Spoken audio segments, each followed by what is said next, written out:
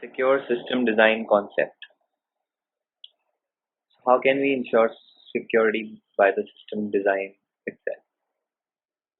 First, we go with the ring model. So CPUs have generally four rings.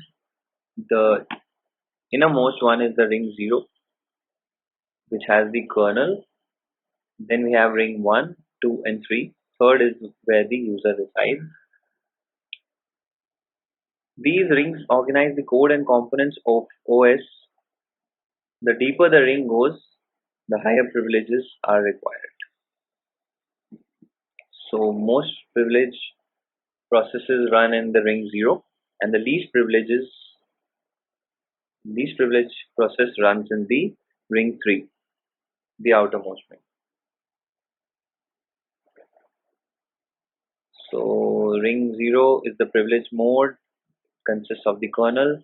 Ring 1 consists of the tasks of the operating system. This is also in the privilege mode because the operating system is involved. Then we have ring 2, the system utilities, IO devices run in this ring. Then we have the ring 3, applications and programs. This ring works in the user mode. So ring 0 to 2 have access to resources. Using ring 3, it asks other rings for access to resources. This is also called mediated access model because ring 3 is dependent on ring 2, 1, and 0 for accessing various resources. Some resource might be in control of ring 2 for that particular duration. So ring 3 will have to wait, and that particular program will have to wait till that resource is freed by ring 2, because ring 2 is working in the privilege mode and ring 3 is only in the user mode. So once that resource is free from the ring 2, it can go and join the program in ring 3. So what are the various states of the process? First is the ready state. The process is ready for execution. Then the waiting state. The process is waiting for a resource, which we just discussed. Running state. The process runs till its time slot. Supervisory state. The process must perform action which requires privileges of other rings. The stopped state. The process is finished. So what are the various modes of operation?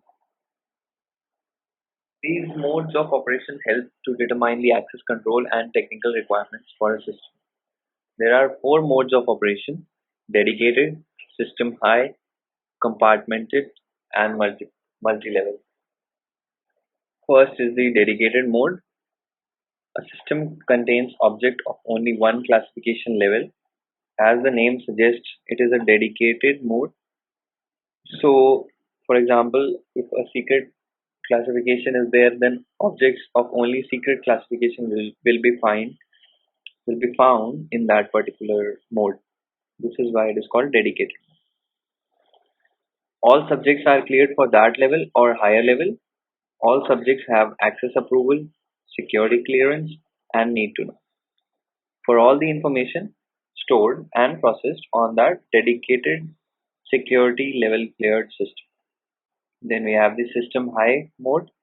The system contains objects of mixed labels: confidential, secret, top secret. All the types of data is there in the system. The clearance and access approval is required for all information, and a valid need to know is required for information access of specific type. So if a specific secret document is to be accessed, then a valid need to know must be there with the subject if the system is in system high mode. And for all the information, all other information, the clearance and access approval is required. Then we have the compartmented mode. All subjects accessing the system have necessary clearance but do not have formal access approval or need to know for all the information on the system. All subjects just have the clearance but access approval or need to know is not there. Objects are placed into various compartments, and technical controls enforce the need to know for the access. Then we have the multi-level. It stores the objects of different sensitivity labels. They have different clearances. A reference monitor, as we studied earlier, which validates, controls the access. If a top secret subject accesses a top secret object, access is granted. If a secret subject attempts to access a top secret object, access is denied. Security clearance, access approval, and need to know are required for specific information to be accessed. So in multi-level, we have all the objects from different labels.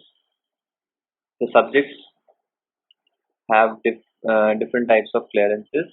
Reference monitor does the access control part, and the access is given based on the security clearance, access approval, and need to know. So this is an important topic from the exam point of view, the modes of operation. This is to be remembered, which mode requires what all clearance and approvals and need to know for what kind of information.